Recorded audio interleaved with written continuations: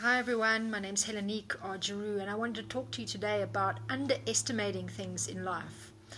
I feel very called to do this video today because I just spoke with a potential client who is actually a leadership trainer, a business professional who's done this training job for many years and is quite highly developed and quite high up in the ranking in this sector. And he himself has noticed how important it is in life to actually connect with yourself emotionally. And so, a lot of our discussions and our introduction to the program he was thinking about doing brought to light this really important factor of the real work that it takes to actually transform your life. And the change that we are capable of as human beings is really magnificent, but it takes a layered approach that really gets you to look deeply at your thoughts, explore, understand, and actually meet your emotional needs, and to also then transform your behavior. And so, in this way, you implement what you're learning from your thinking and your emotions and your needs inside of you into the actions, the decisions, and the skills that you actually implement then into your life. Often we find that we don't actually have enough skills to do the kind of work or to make the kind of change that we are feeling very called to do. And this is why it takes more than just a few discussions or a few lessons learned to actually master behavioral change, to actually have a big shift in your life. So think about it. What do you really want to transform in your life? What would you like to invent that you don't already have? What have you been longing for last year, this year again, that you just don't seem to get any closer to? What is it that you've always wanted to do? People talk about their bucket lists. Maybe that will give you some clue. And when you look deeply enough into all those different things, you need to start to ask yourself this deeper question of how are you underestimating what it really takes to have that in your life? Instead of just deciding that you can't have it or giving up on the dream, start to go deeper into what it really takes. What kinds of thoughts would you need to start thinking? What kinds of feelings or emotional need does this exact thing that you look for represent? What do you really need from that experience that you can start to give yourself or start to look for in your life already, because that way you'll attract it sooner? And what are the actions? What kind of behaviors have you been taking in the past that are actually sabotaging that?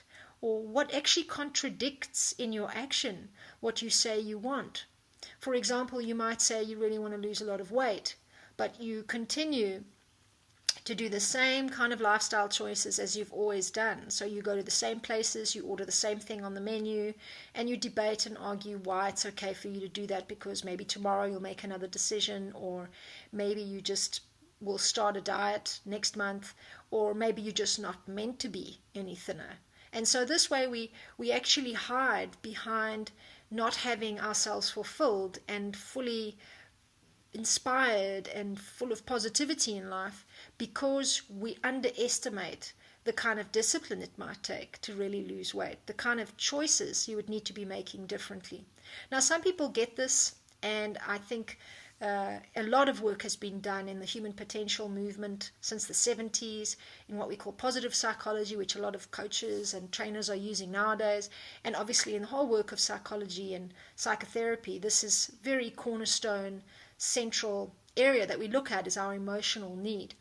But really, this video is about the underestimating that we do and the kind of perception we have about things and how we short circuit that. And sometimes we're doing that because we simply don't know what it takes. And sometimes we're doing that because we've given up hope and we don't really want to keep the dream alive for the sake of not having the disappointment that we just think we would have if we didn't have it. So we keep it safer in that way. It's another way of sabotaging.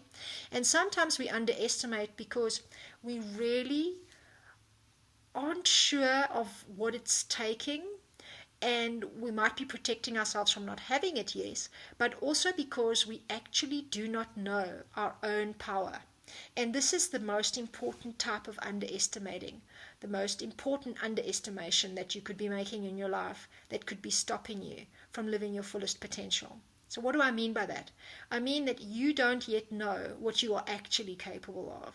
You have not really put yourself to the test. So maybe your dreams, your desires, and the things you really want And the fact that you keep disconnecting from how important they are to you by sabotaging or by not making those choices that you could be making to have it are actually ways for you to avoid or not really step up or not really do anything differently, because you yet don't know who you could become if you actually had that. So underestimating yourself is the biggest mistake you can be making in life. And if you are doing that, there's an excellent way for you to stop. Start looking at this part of you deep inside that is a creator, a painter, painting your life like your own personal canvas, your work of art. When you really get connected to this potentiality, we call it, this unlimited possibility within you, you will know it's the stuff that Isaac Newton spoke about, that Einstein talked about, that many, many Eastern philosophers, saints, seers, and sages of our time have spoken about. All of them trying to impress upon us the fact that we are like the universe. We are the galaxy, a microcosm of the macrocosm. And so whatever we think and put our energy behind grows. So if you keep thinking thoughts that justify actions that you don't take, if you keep underestimating what your life could be about, if you keep underestimating yourself and others and judge them for whatever it is that you think they should be doing better, or even judge yourself for whatever you think you can't get done, and just stay behind that kind of method of sabotage, you will never really know your fullest potential. But the truth is, you are capable of so much. There are lives that have contributed enormous amounts to others. There are people that have served humanity in the most marvelous and remarkable ways. Think about people like Madiba and his long walk to freedom, what one life like his managed to do to other lives around the world. Think about people who really inspired us into great knowledge and change, like Pythagoras. Great thought leaders of our time still now are moving us into new ways of thinking, new behaviors, and really helping us even learn how to become superhuman. Someone like Ken Wilber is doing incredible work to teach us about our human potential. If you need help with any of this, or if you yourself really see that you are underestimating yourself and you don't know what else to do, you can watch some more of my videos, or if you like, get in touch with me, and I'd like to introduce you to a few strategies that you can actually start immediately to start accessing more of your power.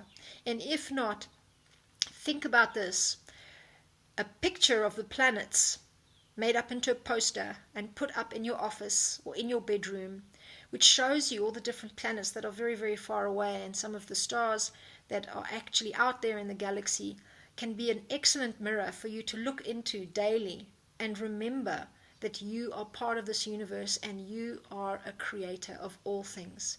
Stop underestimating yourself and don't give yourself reason to sabotage yourself anymore. Thanks so much for watching. Bye-bye.